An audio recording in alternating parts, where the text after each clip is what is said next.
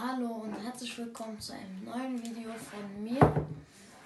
Wir werden heute dieses iPhone 11 Pro unboxen, also auspacken.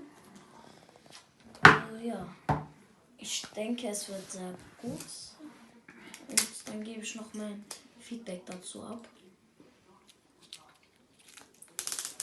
In einem anderen Video wahrscheinlich.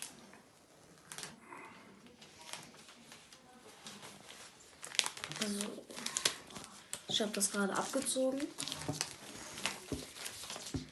Ich mache dort mal eine kleine Müllecke. Jetzt bin ich gespannt. Es geht gar nicht so wie früher. Früher hast du so gemacht, es ging runter. Okay, diesmal auch. Okay. Von hier, glaube ich. Ja. Kameramann, darf ich abziehen? Okay.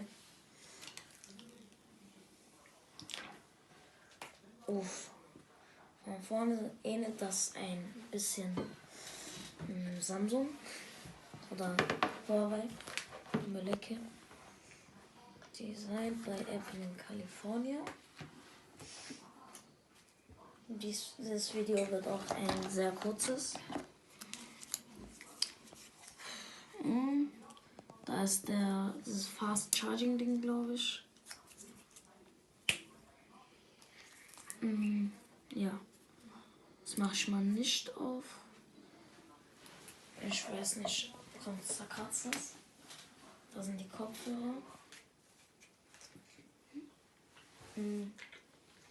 Ja, halt Standard, kennt ihr das? Und das Ladekabel. Okay, das sollte auch schon mit dem Video sein.